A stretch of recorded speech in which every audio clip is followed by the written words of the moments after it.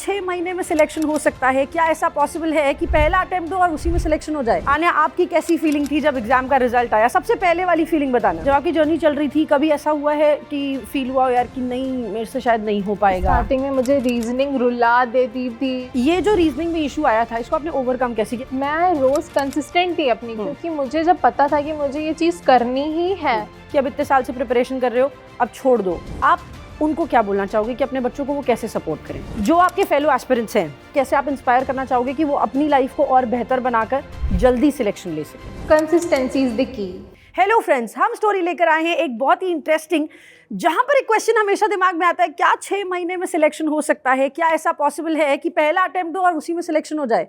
तो अगर आप इस चीज़ को विश्वास रखते हो तो आपके लिए एक स्टोरी है, और अगर नहीं रखते हो तो विश्वास दिलाने के लिए ये स्टोरी है। हमारे साथ जुड़े हुए हैं आन्या भल्ला और उनके पिताजी राकेश भल्ला, जो कि लखीमपुर से आए हैं। And I tell you, IBPS PO clerk, SBI PO clerk, सब फर्स्ट अटेम्प्ट में क्लियर हुआ है। और आई डोंट थिंक सो कि इससे अच्छी स्टोरी आपके पास हो सकती है इंस्पायर होने के लिए और इंस्पायर करने के लिए। तो चलिए शुरू करते हैं। सबसे पहले सर, आपको कैसा लग रहा है यहाँ पर आके हमारे साथ जुड़ के? हमें बहुत अच्छा लग रहा है। और कैसा लगा था जब सबसे पहले आन्या ने आपके साथ ये न्यूज़ शेयर करी थी? तो अच्छा लगा और आंखों में आंसू भी आए थे। आंसू भी आ गए थे? हाँ, इमोशनल हो जाते हैं पेरेंट्स, ऑफ कोर्स। वो देखते हैं अपने बच्चों को जब प्रेपरेशन करते हुए। आन्या, आपकी कैसी फीलिंग थी जब एग्जाम का रिजल्ट आया? सबसे पहले वाली फीलिंग बताना। I couldn't believe, I started crying कि मैंने अपने भाई को बुलाया कि इधर आओ, ये देखो, ये यही है, मैं सिलेक्टेड हूँ ना, मेरा लिस्ट में रोल नंबर मैच करो। तो we were like 3 times we matched my roll number कि वो मैच कर रहा है कि नहीं कर रहा है। इट वाज देयर, तो आई स्टार्टेड क्राइंग। और सबसे पहले आपने किसको बताया था, पापा को या मम्मी? मम्मा, क्योंकि पापा थे नहीं उस टाइम पे, तो मम्मा थी, तो उनको बताया था। मम्मी की क्या रिएक्शंस थे उस टाइम पे? वो तो लाइक मिठाई बंटवा, सीधे सिलेक्शन हो गया। और आपका सबसे पहला एग्जाम कौन सा क्वालिफाई हुआ था? SBI PO। और कितने टाइम का प्रिपरेशन था? 6 months। सी गाइस, लेकिन हमने अभी थोड़ी बहुत अपनी वार्तालाप करी, लेकिन उस समय को पता चला कि आपका IBPS और SBI टारगेट नहीं था, है ना? तो आपकी जर्नी शुरू कैसे हुई? मैंने ग्रेजुएशन के बाद, मेरा पहले से ही था कि मुझे गवर्नमेंट जॉब में जाना है, तो उसके लिए SSC CGL सबसे पहले मैंने अटेम्प्ट किया था, लेकिन और सम रीजंस मैं भर नहीं पाई थी फॉर्म। एंड उसके बाद आई वाज वेरी डिवास्टेटेड कि नहीं भर पाए फॉर्म। फिर उसके बाद घर वालों ने बोला कि जो तुम्हें फैमिलियर एग्ज़ाम लगे कि तुम ये कर सकती हो, उसमें अटेम्प्ट करो। तो मैंने बैंक का देखा सिलेबस, उसमें मैंने पहले अटेम्प्ट में तब देख लिया था कि मैं कर सकती हूँ, ये निकाल सकती हूँ। तो सब SSC वाला ही था सिलेबस, थोड़ा बहुत बस चेंज रीजनिंग में था जो मुझे मेजर चेंज लगा, क्योंकि हाँ थोड़ा काफ़ी था चेंज। रीजनिंग में तो बहुत था। तो मुझे फिर धीमे धीमे 1 और 2 months मैंने पूरा बेसिक स्टार्ट करा। देन उसके बाद ग्रिप बनती गई एंड वो फ्लो में आ गया था, तो निकल गया। That's great. तो आपने जैसे बोला कि आपका ये जो ग्लिच आया था, 4 महीने SSC का प्रिपरेशन करने के बाद आप बैंक में शिफ्ट हुए थे, तो आपने बोला घर वालों ने मेरे को इंस्पायर किया कि नहीं, कोई बात नहीं, तुम टाइम वेस्ट मत करो। हाँ। Who was that one person who told you this for the very first time? Mumma and papa both. और कोई ऐसा था कि घर पे बोला जाता था कि इसी पे जाना है, गवर्नमेंट जॉब ही करना है? हाँ, बहुत प्रेशर आता था कि ग्रेजुएशन कर लिया है, गवर्नमेंट जॉब अब आनी चाहिए, गवर्नमेंट जॉब। उसके अलावा प्राइवेट में मेरे हैं एल्डर सिस्टर्स, बट घर में ऐसा नहीं था मेरे कि उसमें जाना है, बिकॉज उसमें काफ़ी ले ऑफ्स हुए थे कोविड के टाइम पे, तो सबको थोड़ा डर भी था कि ऑफ कोर्स इकोनॉमिक क्राइसिस को तो हम अवॉइड कर ही नहीं सकते, और वो तो आएगी ऑफ कोर्स, है ना? सर, आपकी कैसी फीलिंग थी जब आपके साथ ये सबसे पहले शेयर हुआ था कि IBPS PO पहले अटेम्प्ट में ही क्लियर हो गया? हम तो शॉप पे बैठे थे, तो पता चलते ही तुरंत दुकान बंद करके भागे ऊपर। फिर देखा ये रो रही है बैठी, ये हमारा हो गया है उसमें। तो हमें बहुत अच्छा लगा। और बैक टू बैक जब सिलेक्शंस की न्यूज़ आपको मिली कि IBPS PO में भी हो गया, फिर IBPS क्लर्क में भी हो गया, फिर SBI PO में भी हो गया, फिर SBI क्लर्क में भी हो गया, तो मतलब आपको लगा कि ये कुछ तो अलग है? हाँ, तभी तो हम कह रहे हैं कि IPS का भी भरो उसमें, IS का, UPSC का कि अब उसके लिए ट्राई करो। तो व्हाई नॉट? अब सी पेरेंट्स को पता होता है कि हमारा बच्चा क्या कर सकता है ना? और मेरे हिसाब से बहुत बारी ऐसा होता है। अच्छा, मैं वो वाली बात पे आने से पहले ये पूछना चाहूँगी, हाउ हैज शी बीन? मतलब आपको क्या लगता है कि ये बच्ची कैसी थी? एज अ बहुत शरारती थी, या फिर बहुत परेशान करती थी? शरारती नहीं थी, हाँ। बस ये थे खेल कूद में रहती थी ज्यादा। लेकिन मार्क्स भी तो बताओ, मेरे इतने अच्छे नंबर आते थे। मार्क्स तो अच्छे आते, तभी तो विश्वास था कि तुम निकाल लोगे। और आप कैसा मार्क्स रैंक होल्डर थे आप अपने Yes, क्लास में? yes. बहुत अच्छा मार्क्स आते थे हमेशा से? Top, I was always in top 10 through out my मतलब एंटायर स्कूल लाइफ। फिर तो शरारत करना बनता भी है तो। लास्ट में पढ़ने वाले स्टूडेंट थे या फिर शुरुआत से पढ़ने वाले स्टूडेंट? लास्ट में पढ़ने वाले वही एकदम शरारत जब करते हैं। प्रेशर आता है ना कि नहीं अब पढ़ना ही, ग्रेजुएशन में भी मेरे साथ ऐसे ही था। जब प्रेशर आता था कि नहीं अब एग्जाम आ रहे, 1 मंथ बचा है बस, पढ़ो पढ़ो पढ़ो, तब पढ़ना स्टार्ट और करती डांट पड़ती थी या खुद से रियलाइजेशन हो जाता था कि नहीं यार पढ़ नहीं, लेते? डांटते थे हाँ। कि फालतू पिक्चर वगैरह मत देखो, जो करना है पढ़ाई में ध्यान दो बस। बट फिर भी I think she has made you proud. बहुत फील कराया कि हर चीज में जिसमें कदम रखा है उसने, टच वुड, हर चीज में कदम रखा है तो वो निकल ही गया है। और मेरे हिसाब से सर का भी ये सोचना और ये विश्वास रखना कि शायद आप यूपीएससी भी क्लियर कर सकते हो, why not give it a try. Yes of course I will, है ना? और उनका, मेरे हिसाब से उनका थॉट भी इसी से ही आ रहा है कि आप कर सकते हो। रीजन बीइंग उनको देखो पहले से ही पता था कि ये कर लेगी, मेरे को बस थोड़ा सा पुश देने की जरूरत है, थोड़ा सा डांटने की जरूरत है ना? सो शरारती रहे हो बेसिकली। हाँ, है ना? वो तो आपका लाइफ में कुछ ऐसा जर्नी में कोई फनी इंसिडेंट रहा है? हाँ, मैम की क्लास में ही था। मैंने एक बार लाइव क्लास ज्वाइन करी थी 120 वो रूल्स ऑफ ग्रामर की, एंड उसमें था, मेरा नाम आन्या भल्ला है, तो मैम ने गलती से मेरा नाम पढ़ दिया था एनाबेला। तो मैम कह रही ये चैट में एनाबेला कौन आ गया? तो उसके बाद सबने मेरे नाम पे ध्यान दिया and they were like bhalla papdi, पता नहीं क्या क्या बताते जा रहे। तो it was a funny incident. देखो, ये इससे हम बस एक बात बोलेंगे, 100 मुंह 1000 बातें, हाँ। है ना? तुम कहाँ बैठे हो, वो कहाँ बैठी है, इसका डिफरेंस ही सारी चीज़ों को क्लियर कर देता है। एंड आई सपोज लोग टीज करने में, आसपास की दुनिया में टीज करने में सबसे आगे रहती है। उनको यकीन नहीं हो रहा था, being a general category girl and at the age of 21 I cleared 4 major exams. उन्हें यकीन ही नहीं हो रहा था। लाइक मैं जिसको भी बताया, नहीं तुम कुछ तो EWS में होगी, मैंने बोला नहीं यार। हाँ, तो इससे कैसे डील करते थे कि एक तो वो वाला क्वेश्चन आता था लड़की, नहीं मैं तो और दूसरा जैसे वो general नहीं है category। मीम कि विमेन सिप वाला, तो मैं कहती थी मेंस। तो मेरा तो ये था कि मैं सीधे ओ मेंस। तो अभी थोड़ा ऐसा ईगो टाइप आ गया है क्या कि नहीं, चारों नहीं, कुछ exam नहीं, clear हो कुछ। गया? नहीं। जब आपकी जर्नी चल रही थी, वैसे तो आपकी जर्नी बहुत छोटी रही है, जब आपकी जर्नी चल रही थी कभी ऐसा हुआ है कि फील हुआ हो यार कि नहीं मेरे से शायद नहीं हो पाएगा? स्टार्टिंग में मुझे रीजनिंग रुला देती थी, मुझे रोना आ जाता था। मेरी मम्मा देखती थी मुझे जब वो स्कूल पढ़ा कर आती थी, तो कभी कभी इतना मैं फ्रस्ट्रेट हो जाती थी रीजनिंग में, क्योंकि वो स्टार्टिंग में इट वाज वेरी लेंदी कि एक एक चीज़ में लिख रही हूँ, थोड़ा वो कर रही हूँ। कि एसएससी में रीजनिंग बहुत छोटे छोटे क्वेश्चंस होते हैं, उसके इतना लेंदी नहीं होता है जितना बैंक में होता है। लेवल भी इजी होता है। हाँ, लेवल भी इजी होता है। मैंने जो मुझे लगा, सबका अपना अपना ओपिनियन होता है, तो रीजनिंग मेरे लिए बहुत टफ थी। Maths was quite easy because मैंने बीएससी मैथ्स ऑनर्स भी करा, तो कैलकुलेशन मेरी वाज गुड, तो वो मुझे इतना डिफ़िकल्ट नहीं लगा। इंग्लिश भी मेरी स्टार्टिंग से अच्छी रही है, बट यही था थोड़े रूल्स थोड़े और आने थे, क्योंकि वो स्टार्टिंग से ही हमें नहीं सिखाया जाता है रूल्स। हाँ, बेसिक exactly। इंग्लिश आती है बट रूल्स इधर उधर हो जाते हैं। तो बस, एंड जीके जीएस और वो banking awareness was quite normal for me, because मैं एसएससी की तैयारी कर ही रही थी, तो उसमें भी इतना पढ़ती थी जीके वीके, तो इसमें भी पढ़ ही लेती थी। Again one of the rarest combination I would say, क्योंकि जिसकी मैथ्स इजी होती है उसको इंग्लिश नहीं आती, जिसकी इंग्लिश इजी होती है, जिसको इंग्लिश इजी लगती है उसको मैथ्स नहीं आती। हाँ। तो आपका दोनों ही अच्छा था, बस रीजनिंग में थोड़ा सा हाँ, प्रॉब्लम reasoning था, में थोड़ा है ना? problem ये जो रीजनिंग में इशू आया था, इसको आपने ओवरकम कैसे किया? जैसे आप बोल रहे हो कि आपको एग्जैक्टली रोना तक आ जाता था, इतना परेशान होते हाँ, थे, हाँ, तो हाँ। ये परेशानी से आपने डील कैसे किया? मैं रोज़ कंसिस्टेंट थी अपनी, क्योंकि मुझे जब पता था कि मुझे ये चीज़ करनी ही है, तो वाई नॉट कि मैं उसे अपना 100% दूँ। तो मैंने अपना 100% दिया। रेगुलर बेसिस पे मैं प्रैक्टिस करती थी, और सब्जेक्ट्स को स्टार्टिंग में थोड़ा कम टाइम दिया, रीजनिंग को थोड़ा ज़्यादा टाइम दिया, लाइक 3-4 आवर्स रीजनिंग प्रॉपर मैं लंच टाइम के बाद बैठ करके करती थी।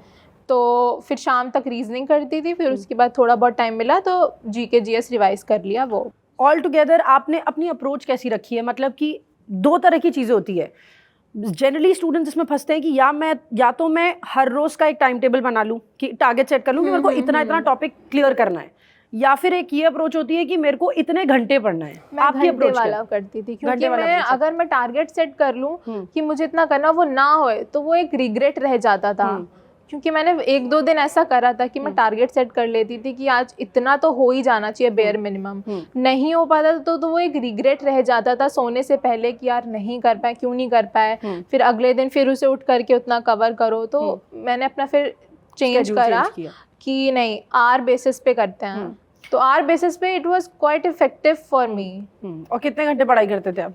मैं मतलब जब ये मैं तो घर पे थी हाँ। तो मुझे काफ़ी टाइम मिल जाता था। मैं ना कोई जॉब कर रही थी, ना मैं कोई एक्स्ट्रा किसी और चीज़ में इंडल्ज थी, तो मुझे टाइम ही टाइम था मेरे पास घर मम्मी पे। नहीं बचती थी धनिया लेके आ जाओ? नहीं नहीं, कुछ नहीं। कुछ भी मैं वो तो मेरी मम्मा पापा वाज वेरी सपोर्टिव। मैं अगर बैठ करके कुछ पढ़ रही हूँ, वो देख रहे हैं, तो वो मेरा रूम में डिस्टर्ब भी नहीं करते थे। मुझे हाथों हाथ पानी मिल रहा है, नाश्ता आ रहा है, खाना आ रहा है, मुझे जाना भी नहीं पड़ रहा है, ऐसा सीन था। तो मे बी इसलिए मुझे 6 मंथ्स लगे कि मुझे एक्स्ट्रा काम में इंडल्ज नहीं होना पड़ रहा था। मेरे पास टाइम था पढ़ने का काफ़ी। That's really great. सर आप क्या बोलना चाहोगे? बिकॉज हम आपको एक बात बताएं तो मेरे को 14 साल हो गए इस इंडस्ट्री में पढ़ाते हुए, और आई हैव सीन बहुत सारे स्टूडेंट्स को उनका एक ये रहता है कि पेरेंट्स फोर्स कर रहे हैं कि अब इतने साल से प्रिपरेशन कर रहे हो, अब छोड़ दो, या पेरेंट्स ऐसे बोल देते हैं कि कोई प्राइवेट जॉब कर लो, तुम्हारा इसमें नहीं हो पा रहा है। आप उनको क्या बोलना चाहोगे कि अपने बच्चों को वो कैसे सपोर्ट करें? नहीं, उनको हमेशा आगे और करें, चाहे 1 बार हो जाए 2 बार हो जाए, जितनी बार में वो कर पाए उतना टाइम तो देने चाहिए। अगर वो चाह रहा है बच्चा तो, नहीं तो फिर तो आगे है ही है। उसके बाद टाइम निकलने के बाद तो कुछ भी कर सकता है। बिल्कुल। तो मतलब आपका कहना यही है कि जितना टाइम एटलीस्ट उसके पास है उस चीज़ को अटेम्प्ट करने का, उतना समय तो उसको देना ही चाहिए, है ना? ये एक प्रेशर है जो मेरे हिसाब से इंडियन सोसाइटी में ज़्यादा है। एक प्रेशर बिल्डअप हो जाता है कि गवर्नमेंट जॉब ही करनी है, फॉर सम रीज़न उसमें है प्रेशर इस चीज़ का कि गवर्नमेंट जॉब ही करनी है, और इस प्रेशर के चलते बच्चे बहुत सारी गलतियाँ भी कर देते हैं। नहीं तो उसमें कोई भी एक प्राइवेट मिल जाए या गवर्नमेंट छोटी मोटी कोई भी सर्विस मिल जाए, लेकिन एक पहले ही ले लो तो टेंशन खत्म हो जाती है आगे की, कि हमारे पास पैसे तो आ ही रहे हैं, कुछ टेंशन तो नहीं है। हाँ। आगे आए ना आए वो अलग बात है। एग्जैक्टली। लेकिन इसमें जरूर होना चाहिए कि एक कोई मिल जाए। जी बिल्कुल। आप अपने प्रेपरेशन जर्नी में एक अगर आप अपने प्रेपरेशन जर्नी को एक टाइटल देना चाहते हो, या फिर कोई मूवी के से रिलेट करना चाहते हो कि अगर मेरी ऐसी मूवी बने तो मैं, आप क्या टाइटल देना चाहोगे? मुझे तो नहीं समझ आ रहा कुछ। इट वाज कैसी जर्नी थी? मतलब अगर जर्नी को आपको एक सेंटेंस में या फिर एक फ्रेज में लिखना होगा तो आप कैसे लिखना चाहोगे?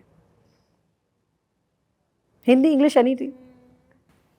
I don't know. काफ़ी अच्छी थी मेरी जर्नी। मैं घर पे रहती थी, फैमिली फ्रेंड्स सब बढ़िया था। काफ़ी कम्फी लाइफ मैंने 6 मंथ्स में पढ़ाई करी और घर पे सब चिल किया, हंसी मजाक सब किया। तो it was kind of fun for me. पढ़ाई को मैंने फन बना लिया था एक तरीके से। मतलब पैशन बना लो किसी चीज़ को तो वो फिर वो आसान लगने लगती है। एंड फिर थोड़ा ये भी था कि कोई चीज़ अगर नहीं समझ आ रही है तो मैं थोड़ा ये भी था, क्यों नहीं समझ आ रही है, अब तो मैं इसे समझ करके ही रहूँगी। तो मेरे अंदर ये स्टार्टिंग से ही था कि कोई चीज़ अगर नहीं समझ आ रही है तो जब तक वो नहीं समझ आती थी मैं पीछा नहीं छोड़ती थी उसका। अच्छा, कभी ऐसा हुआ है जैसे आपके ये वाला रिजिड वाला जो बिहेवियर है, कभी ऐसा हुआ है कि कोई क्वेश्चन आपने मॉक में किया हो और वो क्वेश्चन एग्जाम में भी आया हो, या फिर किसी और मॉक में आया हो और आपने एग्जाम में तो कर लिया या फिर मॉक में कर लिया और वो एग्जाम में नहीं हो पाया, या एक मॉक में कर लिया दूसरे मॉक में नहीं हो पाया? ऐसा होता था। तो उसमें क्या करते, टाइम वेस्ट करते थे उसमें? नहीं, बिल्कुल नहीं। 2-3 बार अटेम्प्ट करने की कोशिश हो रहा है, जो अटेम्प्ट आप कर रहे हो नहीं समझ आ रहा है, उसे छोड़ दो वहीं पर ही। क्यों उसमें अपना टाइम वेस्ट करना जब आप दूसरा क्वेश्चन कर सकते हो। एंड कभी कभी क्या होता है, हम लोग ये सोचते हैं कि क्वेश्चन लेंदी है उसे छोड़ दो, बहुत टाइम चला जाएगा, लेकिन कभी कभी क्या होता है लेंदी क्वेश्चन ही इजी निकलते हैं और जो छोटे क्वेश्चन होते हैं वो कॉम्प्लिकेटेड हो जाते हैं। मैं क्या करती थी, क्वेश्चंस ज़रूर पढ़ती थी, और एक तो एडिटोरियल सेशन से थोड़ा ऐसे रीडिंग पढ़ने में, उसमें पहले क्या था, पढ़ रहे हैं लेकिन at the back of the mind वो सब गायब होता जा रहा है, ये होता था। तो एडिटोरियल नहीं है, सिर्फ रीड करते हैं। तो editorial session is a must मेरे हिसाब से, वो तो ज़रूरी है करना। देखो भाई, इंग्लिश मीडियम में पढ़ा हुआ बच्चा जिसकी इंग्लिश भी अच्छी है, अगर वो आपको इस बात के लिए रिकमेंड कर रहा है कि editorial session is a must, that means you need to understand it is a must. Reason being आपने बताया, देखो हम लोग बचपन से जो सीखते आ रहे हैं वो इंग्लिश और जो आपने कॉम्पिटिटिव Of लेवल में course, देखी होगी, बहुत अलग है। उसमें बहुत फर्क भी है। प्लस जो स्कूल में पढ़ाया गया था वो थोड़ा बेसिक लेवल का था, उसमें एक्सेप्शंस एंड ऑल ये सब हाँ। इतना इंट्रोड्यूस नहीं करते थे। यहाँ पर आपको बहुत एक्सपोजर मिलेगा इस Yes. लैंग्वेज के साथ भी। और लैंग्वेज सीखने में वैसे भी कभी 1 दिन या 2 दिन का समय नहीं लगता है, इट टेक्स टाइम, और थोड़ा सा समय लगेगा तो परेशान होने वाली बात नहीं है इसमें कोई। IBPS PO और क्लर्क SBI PO दोनों में आपको डिस्क्रिप्टिव राइटिंग में दिखा होगा, हाँ, है ना? तो डिस्क्रिप्टिव राइटिंग का एक्सपोजर कैसा था आपके साथ? डिस्क्रिप्टिव राइटिंग तो मैं तो मतलब मेरे स्कूल में तो था कि लेटर्स, ऐसे और ये सब लिखना तो पहले से ही था, तो मुझे तो आता था, मेरे लिए इतना कोई डिफिकल्ट था नहीं। बस ये था थोड़ा देखना था कि उसका ऊपर का मॉडल और बीच की बॉडी और एंड का। लेटर तो आया ही नहीं था फिलहाल, लेटर हाँ, तो लेटर तो बंद हट हो गया गया है। था। तो जो भी मुझे याद नहीं आ रहा क्या आया था। IBPS PO में आया होगा ऐसे राइटिंग, प्रेसी राइटिंग, है हाँ, ना? प्रेस से और राइटिंग आई थी, comprehension। Yes yes. Yeah. उसमें चॉइस थी शायद, ऐसा कुछ था, मुझे अभी तो बिल्कुल हाँ, नहीं याद चॉइस आ होती है, रहा। आप किसी हाँ, एक टॉपिक पर ही सिलेक्ट तो करोगे। मेरे लिए वो इजी था। लेकिन वही मैं बोलूँगी कि आपको English back of the mind वो चलना चाहिए। एंड मुझे इसे याद है, मेरे साथ एग्जाम में हुआ ये हो गया था कि मेरा सिस्टम चलना बंद हो गया था at the time of descriptive writing. And उन्होंने मुझे जो रफ शीट दी थी वो मुझसे वो भी छीन करके लिए जा रहे थे कि जब तक ये सिस्टम बंद है मैम आप कुछ कर नहीं सकती हैं। मैंने उसे शीट ली, मैंने लिखना शुरू कर दिया उस पर जो भी मुझे समझ आ रहा था, नहीं तो मैं भूल जाती हाँ, उसे। पॉइंटर्स आपने लिख लिए। हाँ, मैंने पॉइंटर्स लिख लिए। जैसे ही मेरा सिस्टम ऑन हुआ वो वहीं से कंटिन्यू हो गया। मैंने फटाफट उसमें बस ऐसे करना शुरू कर दिया, बस टाइप। बस टॉपिक, हाँ। जो भी आपने पॉइंटर्स लिखे तो उस पर आगे आपने पॉइंटर्स बना दिए। That's really great. मतलब प्रेजेंस ऑफ माइंड भी बहुत जरूरी हाँ। होता है जब आप एग्जामिनेशन में ऐसी टफ सिचुएशन में फंस जाते हो, या फिर ऐसी टफ सिचुएशन में आप कभी भी लाइफ में होते हो, तो प्रेजेंस ऑफ माइंड बहुत जरूरी है। चलो आन्या, मैं आपसे एक लास्ट क्वेश्चन पूछूंगी। जो आपके फेलो एस्पिरेंट्स हैं उनको आप क्या राय देना चाहोगे? क्या आप कैसे आप इंस्पायर करना चाहोगे कि वो अपनी लाइफ को और बेहतर बनाकर जल्दी सिलेक्शन ले सके? Consistency is the key. आपने एक दिन करा दूसरे दिन छोड़ दिया, ये नहीं करना है। जो जैसा आप करते जा रहे हो उससे भी, जैसे आपने अगर 1 आवर पढ़ा है तो अगले दिन सोचो नहीं मुझे 2 आवर्स पढ़ना है उसका। 1-1 मिनट ही अगर एक्स्ट्रा निकालो तो वो 1-1 मिनट ही आगे जाकर के 1 आवर्स में कन्वर्ट हो ही जाता है। बिल्कुल। तो वही मतलब बेसिकली आपको अपने एक तो प्रॉब्लम एरियाज पे काम करना है, जैसे हाँ, आप रीजनिंग को एक्स्ट्रा टाइम देते थे। दूसरा आपने कहा कंसिस्टेंसी हमेशा रहनी चाहिए। कभी ऐसा होता था कि सर ने या मैम ने आपको बोला हो कि ये वाली शादी में जाना ही है और ये वाले बर्थडे पार्टी में जाना ही है? मैं मना कर देती थी, जिसमें मुझे मन करता था उसमें जाता ही नहीं। हाँ, कोई भी नहीं जाता था। हम लोग ये लोग जाते थे, मैं नहीं जाती थी, मैं पढ़ती रहती थी। और कुछ जैसे मुझे मन कर गया कि मुझे कुछ अच्छा खाना है तो बस थोड़ी देर के लिए पापा के साथ गई स्कूटी से फटाक से। मम्मा लोग तो अपना जाती थी लेडीज़ लोगों के साथ, पापा के साथ गई स्कूटी से फटाक से। 1 घंटे में खाना पीना खाया, इन्होंने भी खाया, बस आ गए। वैसा होता था बस। तो मतलब अगर जैसे कभी कभी हो जाता है कि बोल देते तुम किसी के यहाँ नहीं जाओगे तो तुम्हारे यहाँ भी कोई नहीं आएगा, ऐसा सुनने को मिलता है बहुत सारे तो वैसे भी इनको कोई जानते नहीं है, पढ़ने में लगी रहती है वहाँ। मतलब पढ़ाई करने वाला बच्चा, एक्सक्यूजेस दुनिया भर के बनाने हो तो बना लेंगे, लेकिन पढ़ाई करने वाला बच्चा अपने प्रायोरिटीज को बहुत सेट करके चलता है, राइट? तो आपके जर्नी से हम ये चीज सीख सकते हैं कि प्रायोरिटी अपनी पढ़ाई को ही बनाओ, कंसिस्टेंसी हमेशा रखो, अपने वीक एरियाज को थोड़ा ज्यादा समय निकाल के दो, भले वो 1-1 मिनट का ही हो। बूंद बूंद से बनता है सागर वाला कॉन्सेप्ट है ना? सर आप क्या बाकी के एस्पिरेंट्स को, इनके जैसे ही बहुत सारे बच्चे और भी पढ़ रहे हैं, उनको आप क्या कहना चाहोगे और क्या सीख देना चाहोगे एज अ फादर? वो लोग इनका इंटरव्यू देखे और इनसे इंस्पायर और कुछ ऐसा जो आप बोलना चाहोगे कि क्या बच्चों को करना चाहिए? बच्चों को घर के कामों से दूर रहना चाहिए, और जो अगर दुकान वाले फैमिली के हैं बच्चे तो उनको दुकान पे बैठने मत दो बिल्कुल बच्चों को। अगर एक बार पैसे के लेन देन में लग गए तो पढ़ाई गई, उसी में ही गई, फिर उसी में लगे रहते हैं। तो बहुत अच्छी जर्नी थी आन्या और सर, हमें बहुत अच्छा लगा आपके साथ जुड़ के। आई होप इनविश की सर का जो सपना है यूपीएससी एग्जाम्स का, आप उसको जरूर फुलफिल करें और नेक्स्ट ईयर या इस साल जैसे भी आपको अपॉर्चुनिटी मिले उस पर जरूर अमल करें। यस, ठीक है। Thank you so much for joining us here. All the very best for your future.